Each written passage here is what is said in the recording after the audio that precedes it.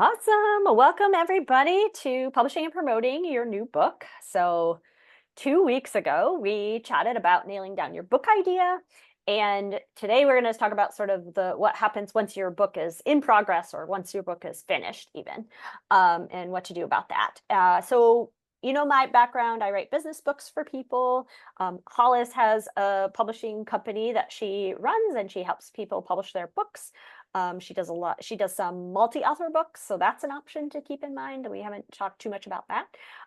But you know, where we're coming from, or where I'm coming from, is mainly nonfiction, mainly business books.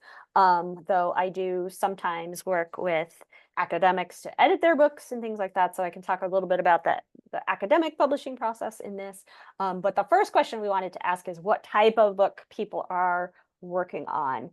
So if you want to pop into the chat, the kinds of book you're thinking about, if you're thinking about writing a business lifestyle type book because, I don't know, you're a fitness instructor and you've got some things to say about personal training or something, or you're thinking about writing a memoir, whatever type of book you're thinking about writing, that will help us kind of, make the conversation a little more personalized for you. And I can talk about, some of these other options that may be available, even if you're not writing a business book. Oh, cool. Abigail is writing a memoir. Jill's working on an academic book. Nice, we've got some variety here. And yeah, we'll let Hollis talk about publishing and then I'll talk about promoting your book. And we want to save some time, especially today, for Q&A. And so if you're watching this on the recording and you have a question, feel free to email us and we'd be happy to answer it that way. But yeah, we know that there's a ton of stuff we could cover here, so we're kind of skimming the surface.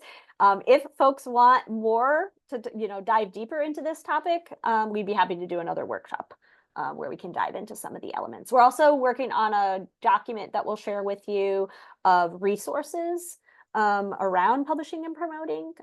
So that might give you some, if you're just getting started, it'll give you some direction around those things. Jill says, more workshops. Love it. Yeah. Cool. Ray's working on a business book. Haven't nailed down his idea yet or narrowed down his idea yet. So cool. That gives us some good background. All right, Hollis, I'll let you take it away. Wonderful. So definitely, Ray, did you get the recording from last week for nail down your book idea? No, I came a week late. Sorry. No, it's no problem. Fine. We'll get you the recording.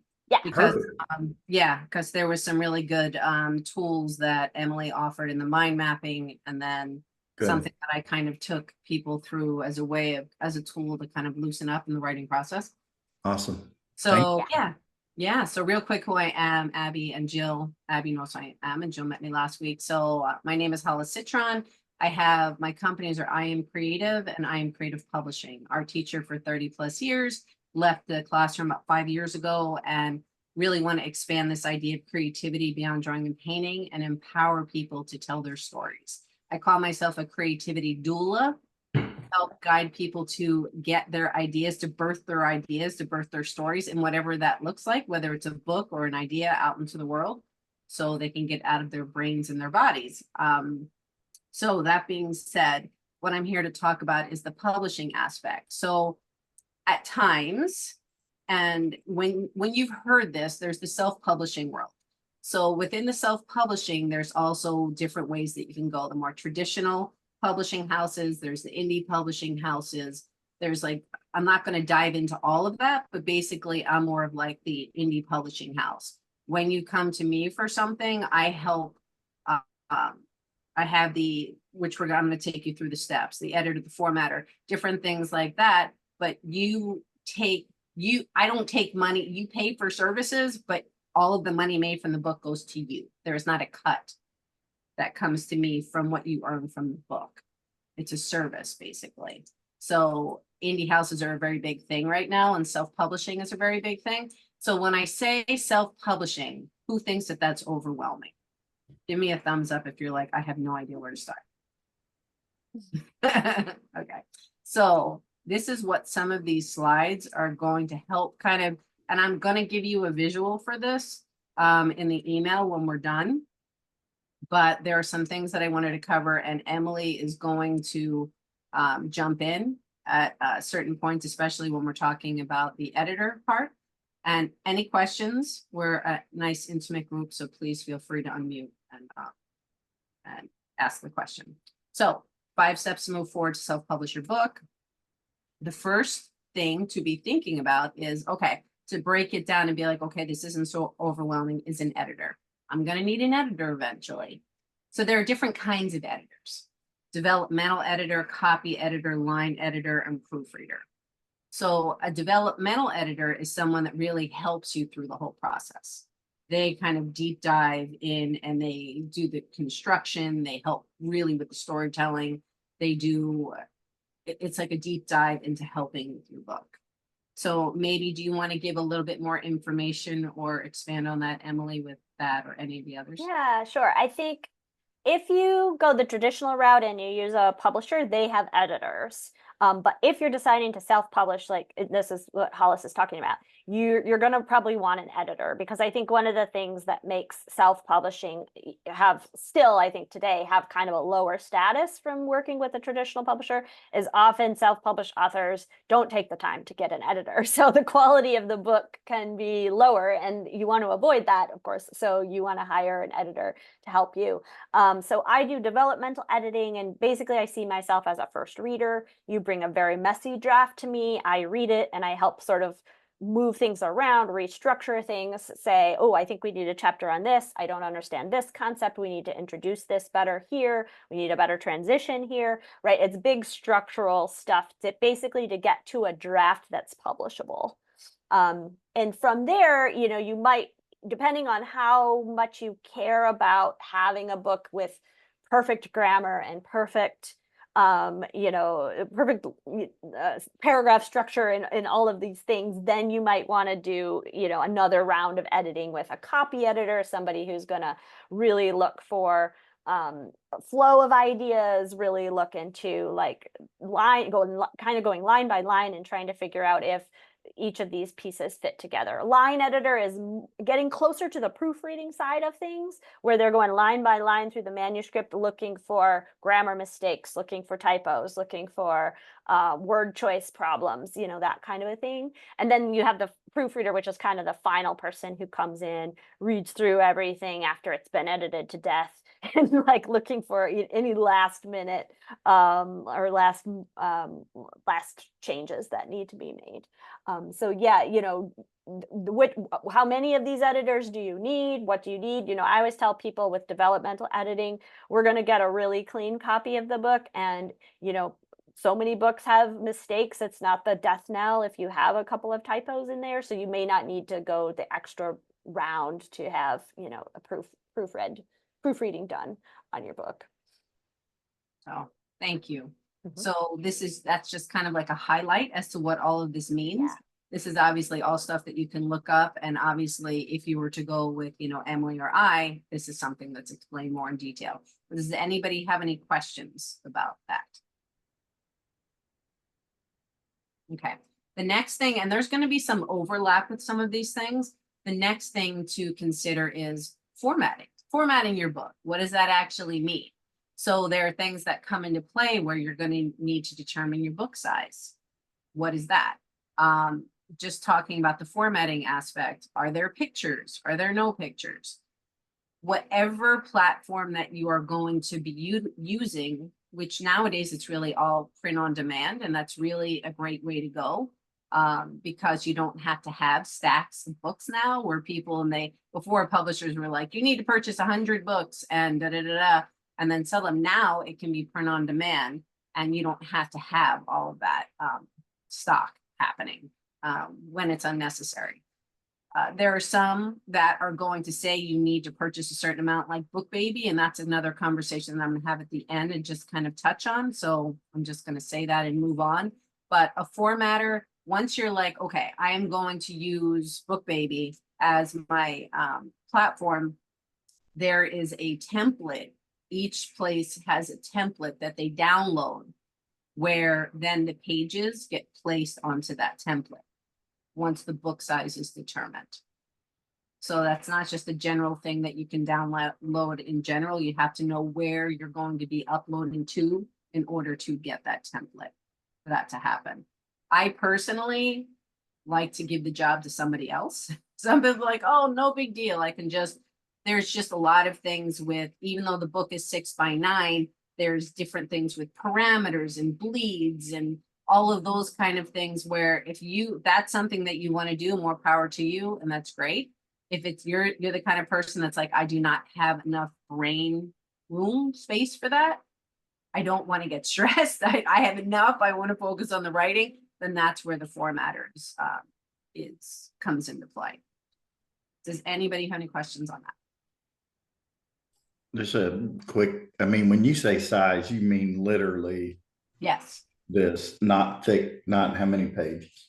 No, exactly. No. That does determine in the end, if you do hire somebody, what things can cost. But no, the first consideration is going to be like, do you want your book to be 5x8? Is it 6x9? Is it a coffee style book? Is it, 7x9, 9x12?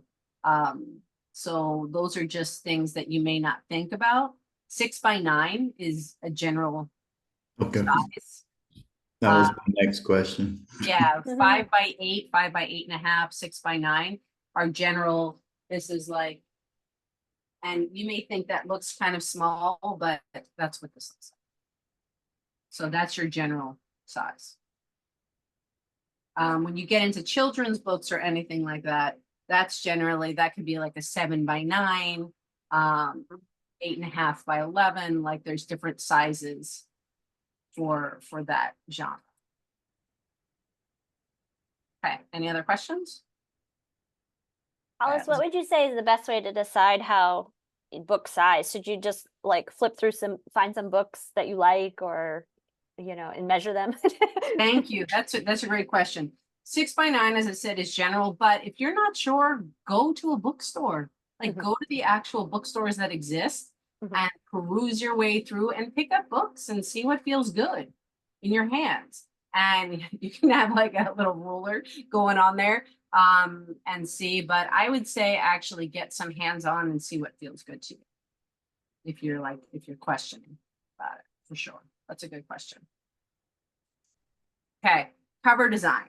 So I believe cover design to be important, tying the book together. It's the first thing people see. So it's the first thing, if it's a business book, then there's branding colors involved, there's images involved. It's just a certain style, it's going to capture people's attention.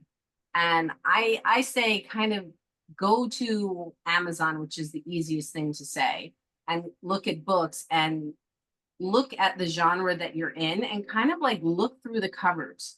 And what you're going to notice, like even when, like I was looking through parenting, because my multi-author coming up is called The Art of Parenting Your Own Way. It wasn't in the manual. I have to say, like so many of the parenting books are boring. Like the covers, there's so much white. There's like stock imagery. Looking at the fonts, like it's so much of the same font, or it's really childish. Like there's really not a very in-between kind of thing. And I guess for me, my style is being a creative person. I'm looking for that kind of artsy kind of thing that's going to capture, it's going to capture somebody's eye. Because like I said, it is the first thing. So the images, the fonts, the colors, it unifies the books. So there are various ways. And like Emily mentioned in the beginning, we're going to be sending out a resource form with just some of this information. There's places like 99 Designs. There's freelancers. And you can put in bids, you put out your idea and people bid for your design kind of thing. You can do it yourself, which isn't something that I personally choose because I like, again, if it's not in my wheelhouse, I like to say like an illustrator, I go with illustrators personally. Because I know some illustrators and I just respect their art and I respect their craft. So that's just another way that you can do it. And I think in understanding the cover, what I learned about more in being a publisher is that the front and the back are mirror images of each other. And there's a lot of art that just kind of goes on with the creation of it. And I guess just to say, there's, depending on the thickness of your book, is like then the spine and what goes on the spine. And then the ISBN number, I'll actually say that in the next part. So I'll get back to that. But does anybody have any questions about the cover design? No? Okay. And the this isn't the last, but Kindle, paperback, or hardcover. These, again, these are all interconnected decisions that are going to happen. So with the formatter is going to be like, okay, do you want to have this as an ebook on Kindle? Do you want it to be a paperback? Do you want it to be hardcover? Those are different templates. So again, the templates are going to vary based on the platform that is going to publish the book. The Kindle, which is the ebook, requires just a front cover. But obviously, when being printed, a paperback or a hardcover is a front, a back, and so on. Could you have it on Kindle and paperback? Yeah, oh, definitely. Okay. Because people like to read books in different ways. Mhm. So there are some people that swear by like, I just like to read on my Kindle and it's just easy for me. Other people are like, I like to hold the book in my hand. I like to take notes. I like to just feel it in my hand.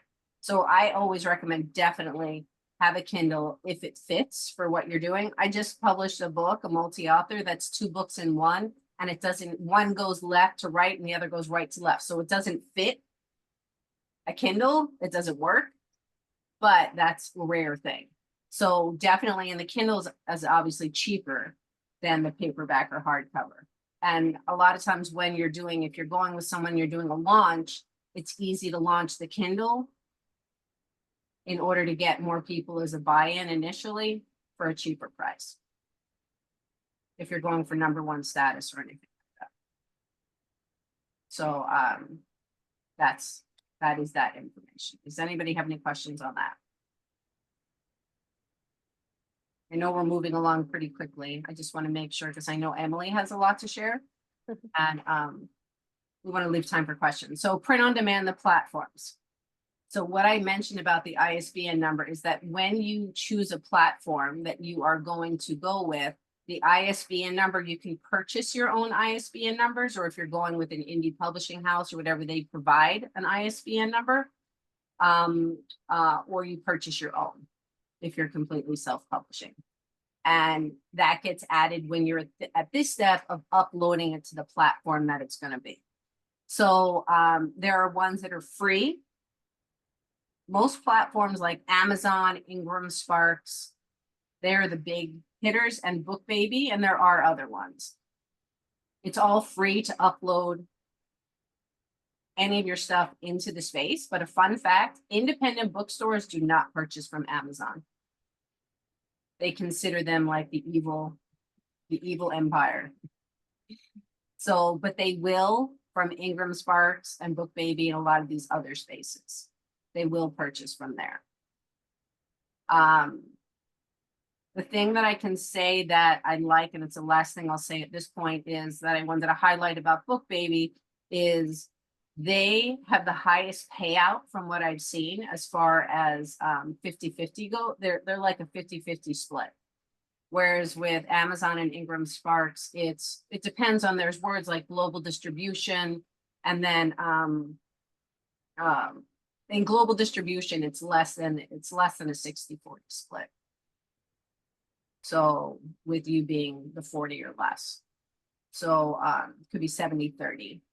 So with BookBaby, it's 50-50, and there's some other options with that. And again, that's all information that we're going to put in what we share out. So that's just a little bit to tell you of, sometimes this is where people throw up their hands and they're like, oh my God, it's just too much information. I don't know where to start. So it's the nailing down your idea, and it's the editor is where I would say to start. Great.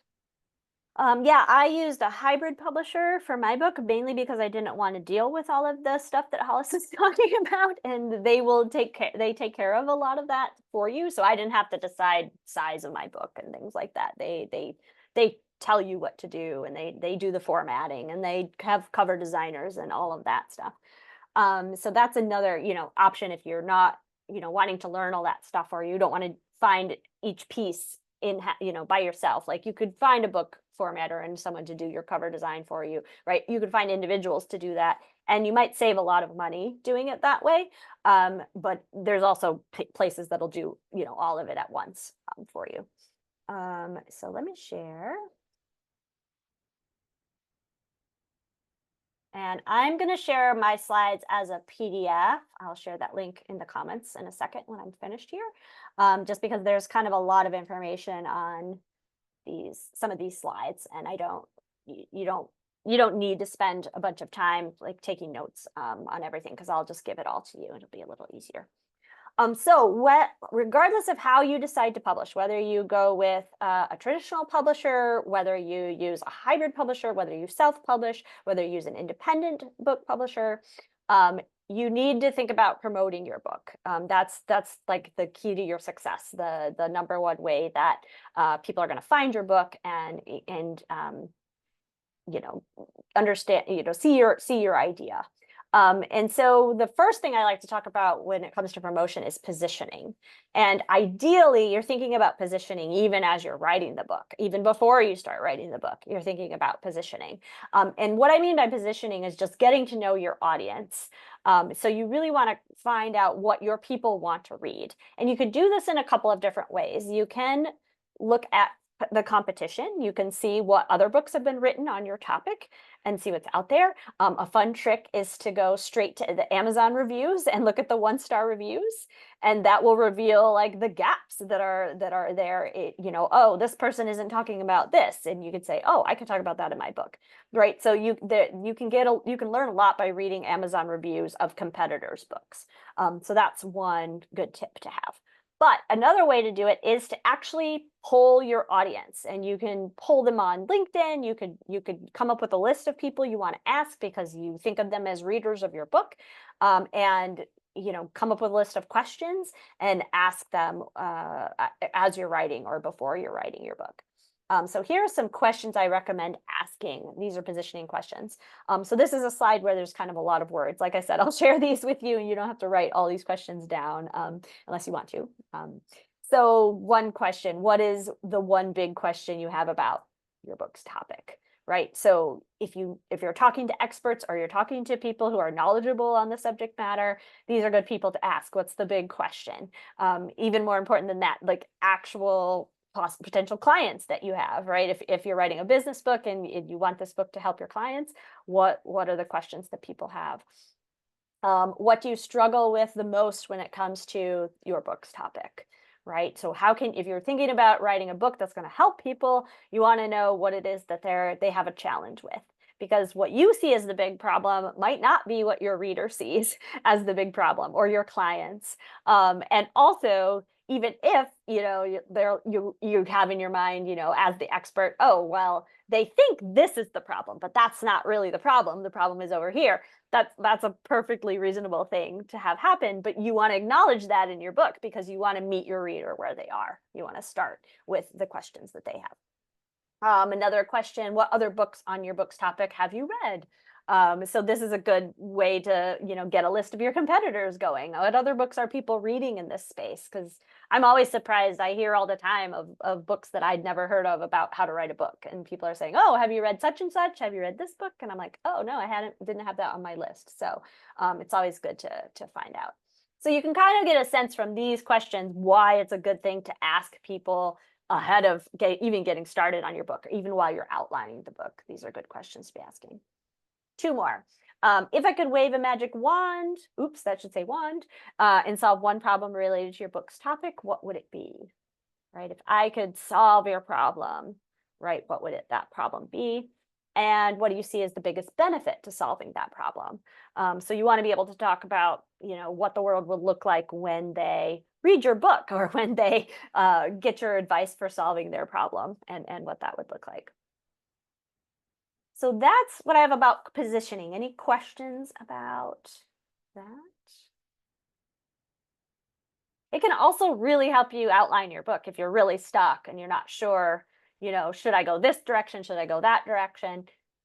Asking these questions about where people get stuck is a really good way to move forward. Any questions?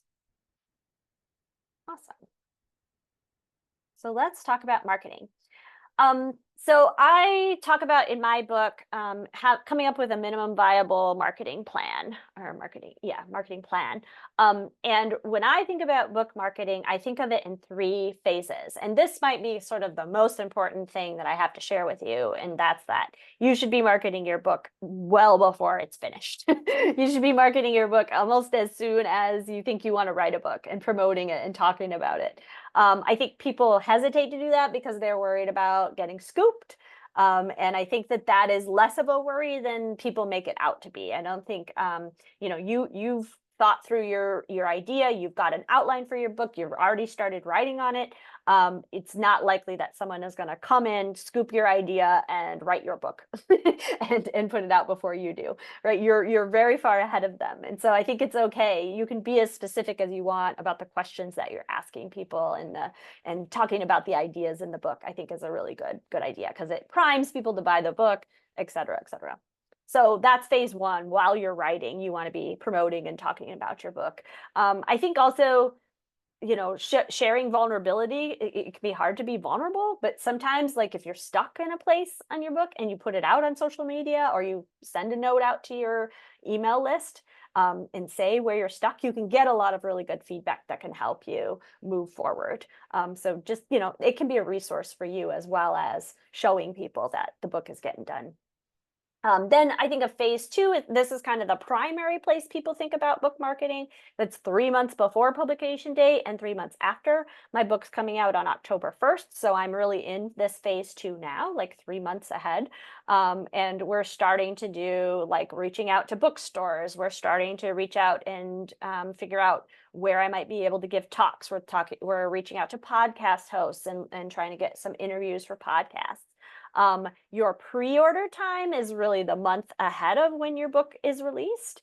And the more pre-orders you get on your book, the better, the more books Amazon's going to order from the distribution site. The more Amazon is going to see your book as being one that they want to plug to people and push out there. So having a good pre-order run during that month before launch is really smart because it flags to people, it flags to bookstores and like Amazon that your book is going to be hot, that people are going to buy it. And then, of course, there's the 3 months after publication date when you can keep talking about how, oh, my book just came out, purchase it for the holiday season, whatever. Like you can really push to increase the number of book sales. And then, of course, your book is evergreen. It's going to last for a really long time out there. And so you also want to be thinking about the months 4 through 12, that first year of the book being out is super important. I always tell people with business books, you want to aim to sell 1,000 copies. You're not necessarily looking for a bestseller. A lot of books are bestsellers on Amazon because Amazon has a very promiscuous bestseller list, right? You can be number 1,500,000 on the bestseller list, 500,000. So you'll definitely be a bestseller in some category on Amazon, most likely. But that's not the point of writing a business book. The point is to get your name out there to market your business more than your book itself. So just be thinking about, this book is part of a long-term business strategy that you're working if you're writing a business book again. And so you want to be thinking about that long-term timeline for yourself. And I know somebody whose book came out maybe a year and a half ago, and this summer she's doing like a book club thing with her book. So that's another way to promote the book and increase sales, even if it's been a while since it came out. You don't have to just promote it as this new thing that's come out.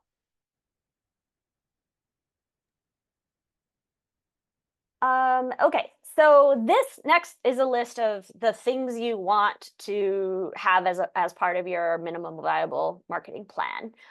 And again, this is a longer list. I'll send the slides. You don't need to jot all this down. But here are the nuts and bolts. And again, this is very surface level. Happy to dig deeper to any of this. But first, you need a strategy for marketing that 3 to 6 month window right around the publication date.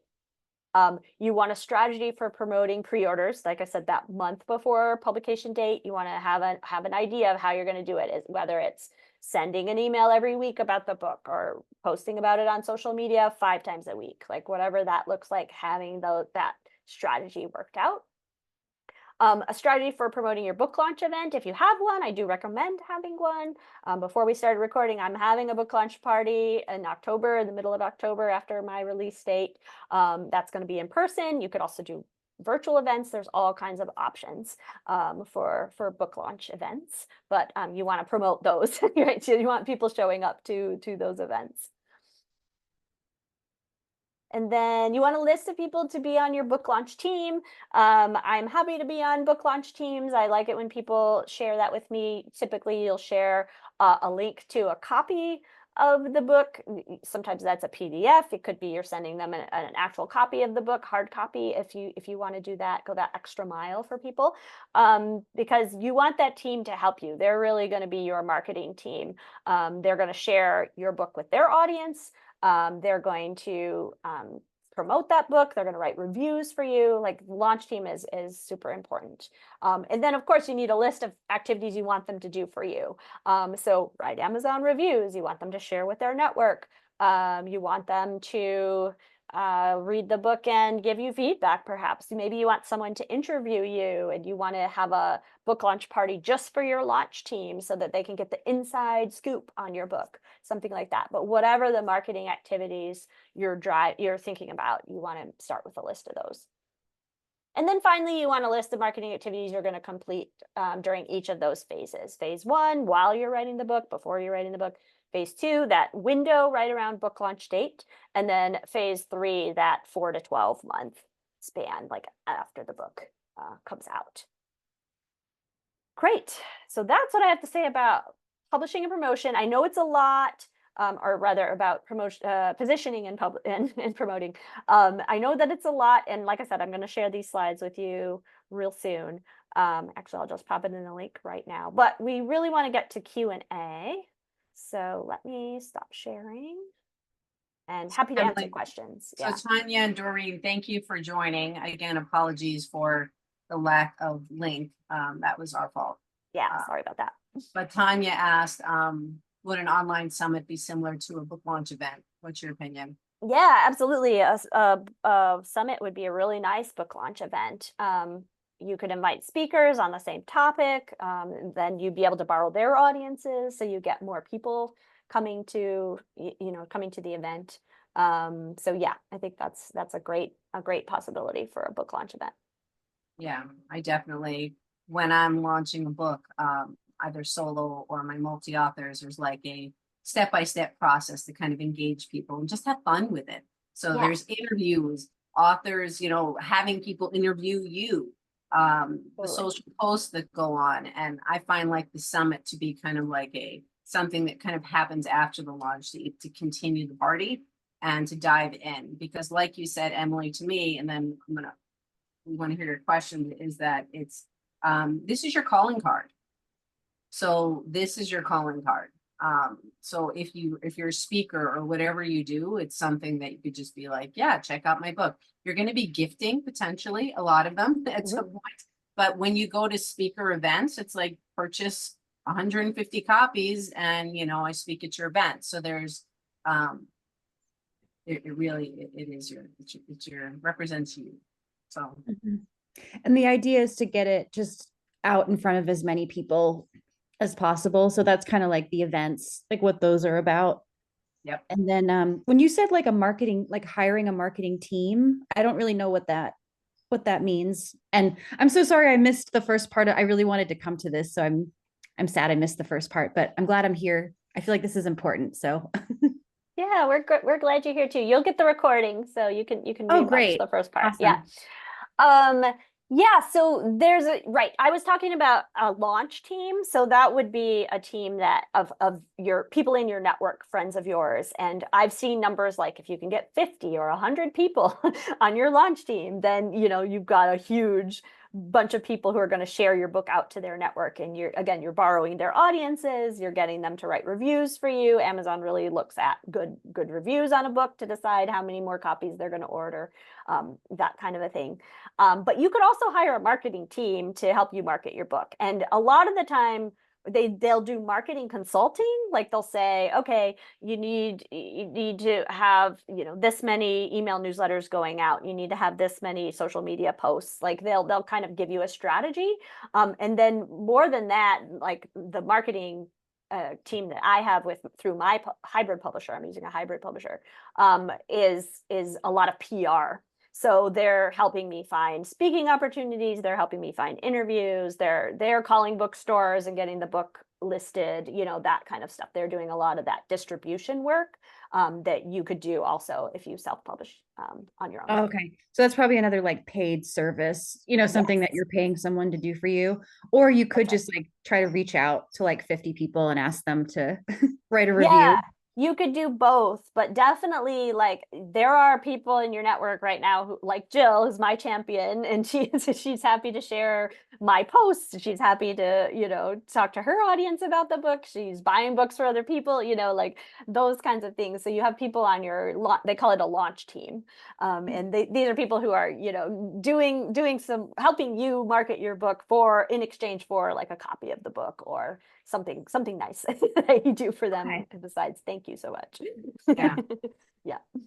And basically what I do with I Am Creative Publishing is I kind of do the opposite of what Emily said that her hybrid publisher does is I help get the book created and out. I have people that I have editors, I have formatters, I have cover designers. Like you kind of come to me with what you need.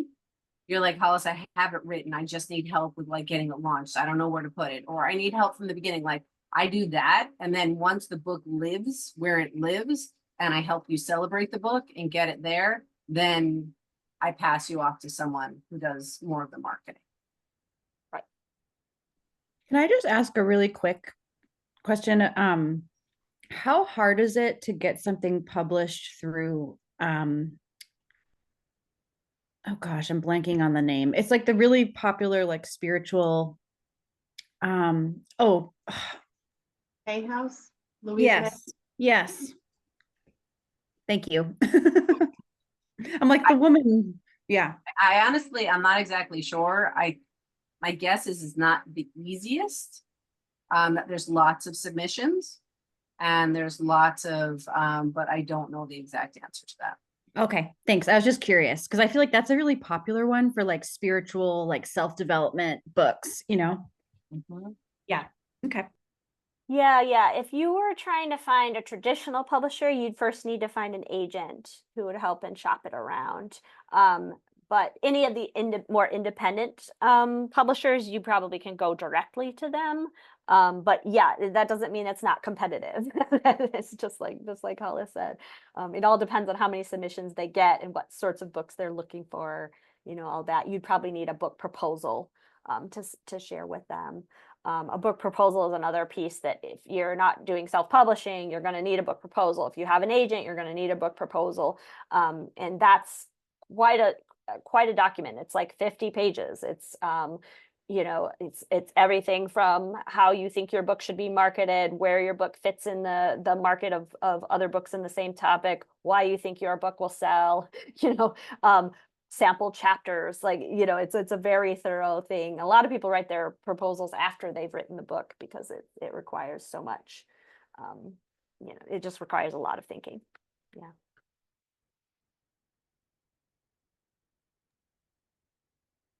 Other questions, comments? Yeah, Jill has a good point here. If you're going the traditional route, there's a danger of sharing that you're writing a book before it's published, since it may not come to fruition. Yeah, you might end up publishing it, self-publishing in the end, which is always an option. But yeah, you might hold off on announcing it too early. You could always say, I'm working on a project. So people know something's coming. Because I really do think, I really want to warn, especially for business books. It's different in academia, but for business books especially, you don't want the first time someone's hearing from you to be, my book is coming out. You want to float those ideas so that they're like, oh, Emily's book's coming. I can't wait. Right. I just want to share this. So I've been mulling over this idea, but So just in conversations I'm having with people, when they ask me, well, what's new on your front? I say, I'm really looking into writing. I could possibly even publish a book. And it gets them real excited. I mean, and I'm like, really? You know, Yeah. but they really do. And then, so just in that, what I figured out is just start with natural conversation. Yeah, that's a really good point. I like that. Publishing a book perks people's ears because there are so many people that want to do it, but they get scared or whatever their reason is. I don't have enough time. Who am I? There's worthiness stuff. There's too many steps, all of this kind of stuff. And then they don't. So even though it may seem there are a ton of books out there, it's a small percentage of people in the world that actually follow through to do it, to take the steps to do it. So that's why Emily and I are excited to be here to talk to you about stuff. Because it's like, how can we make this easier? Even if you just take this and you're like, great, I got information. That's what we want. If you want to end up working with us in ways, then great. We just want to make it easier for you to get it out there because it can be overwhelming, because there can be lots to think about. You could sit there and go through that stuff, that worthiness stuff. When you're almost done, it's like, that's why I call myself a creativity doula. Like, you're crowning, like the baby is there. And then you just want to suck it back in. You're like, what am I doing? Like, this is ridiculous. What are people gonna think? But it comes out and like people are gonna like say all these bad things, or what are you talking about, or they're whatever it is. So, but you need to get it out. So sorry, Ray, if that's I don't know. That's Right. visual. Love it. Yeah, so like I said, we're happy to do another workshop deeper diving into some of this stuff because this was really surfacey. You probably need time to process it. We will send out those resources in an email. I am happy to do one-on-one sessions with people if you're still thinking about your book idea. I know we got some feedback from the last time that people wanted some help coming up with hooks for their book, or they wanted help outlining or getting started with the writing. I'd be super happy to talk one-on-one with people about any of that.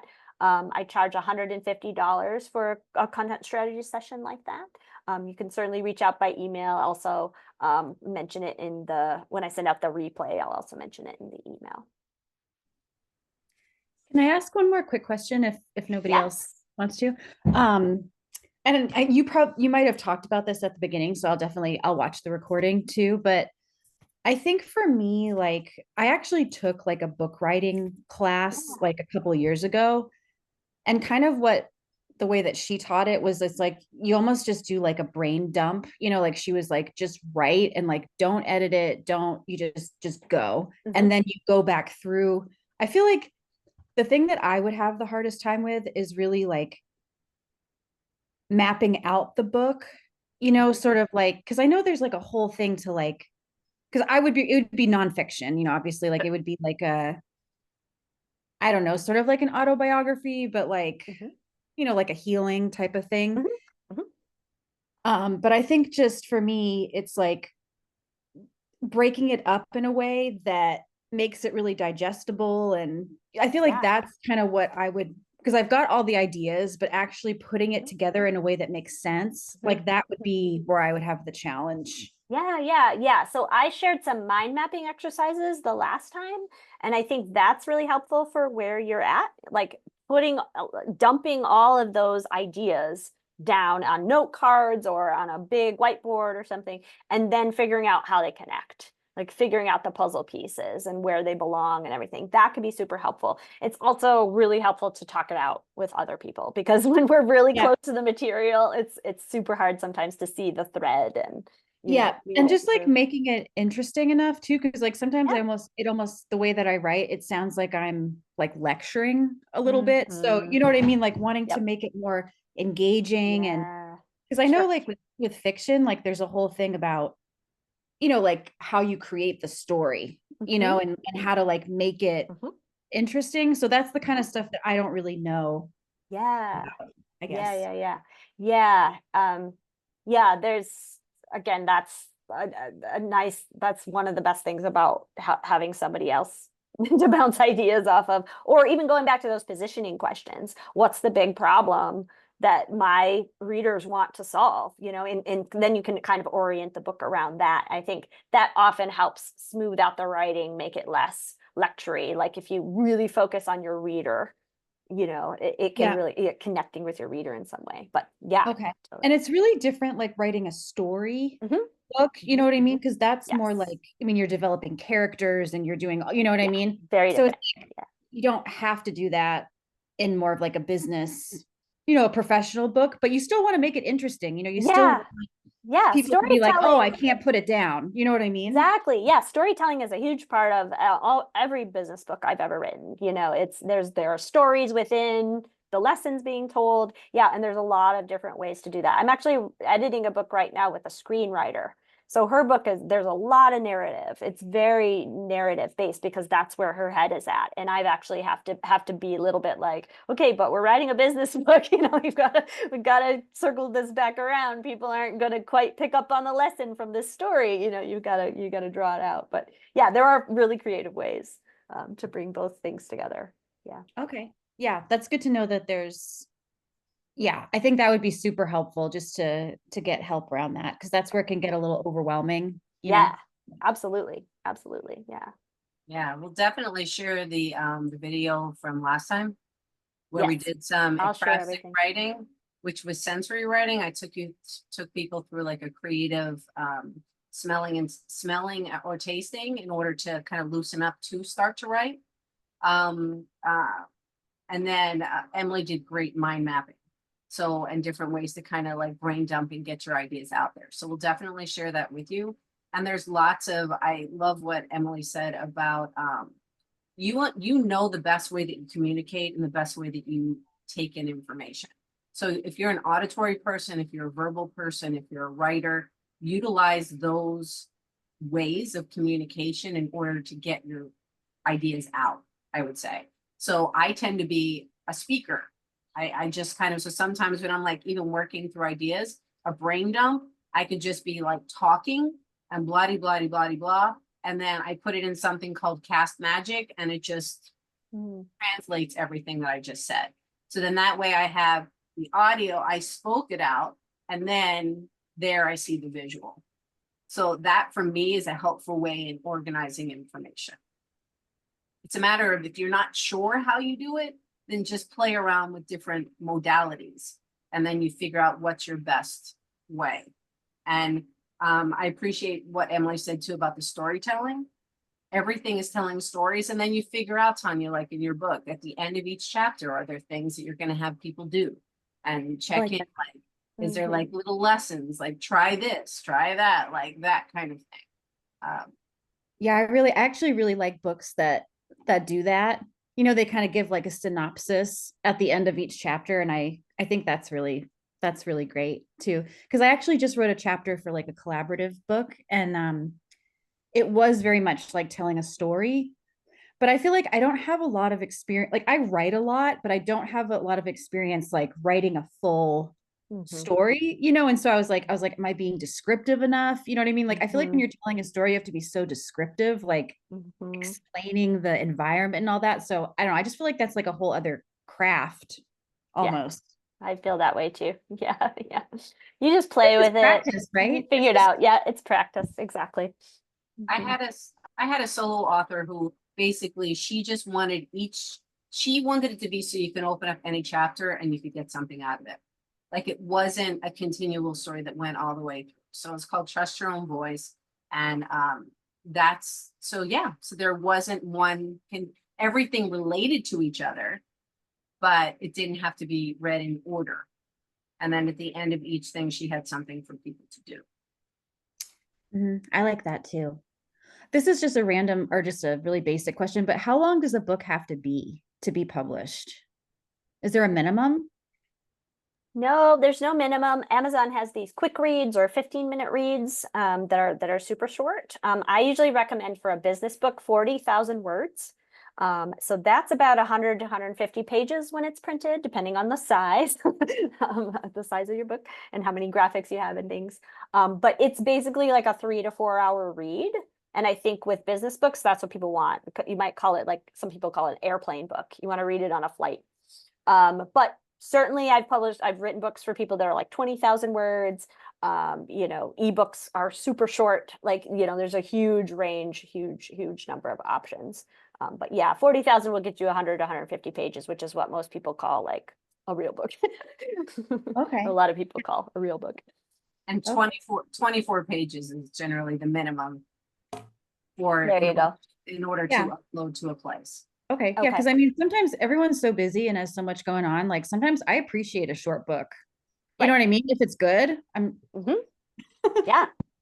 Yeah, absolutely. It's a place to start, if nothing else. You could put an ebook on your website and it could be 10 pages. It could be, you know, 20 Exactly. pages. Yeah, and that, you know, it's a really good place to start, especially if you're feeling overwhelmed. But like, oh, 40,000 words. I've never written more than 500 in a sitting, you know, like, fair enough. You know, start where you are. Yeah. All right, we're coming up the top of the hour. Any other last questions? Happy to hang out if people want. Hollis, did you want to plug your coupon? Yes, thank you. So in the email, I'm going to send out a coupon, 15% off any of the services that I offer for publishing. So there's 3. There's let's celebrate your book, which is you've done everything and you just need to get it to live somewhere. And I help you celebrate the book. I help you get there and celebrate the book. Help me please, where you're not completely lost. You're kind of on the road, but you need help with the coaching process. You need help with everything else too, on getting it to the editor, the formatter, the cover design, all that kind of stuff. But then there's the white glove service, which is everything. Come and you're just like, Hollis, I don't even know. I just need you to I need you to help me. Then it's 15% off any of those services. So that coupon will go in the email. Perfect. Thank you. Yeah. We're glad you guys came to hang out. Yeah, thank you all. We'll send the recording and appreciate you. Have a good rest of your day. Thank you. This is Bye. fun. Have a good Hi, one. guys. See you. Bye. Woohoo. Oh, let's stop the recording. Yeah.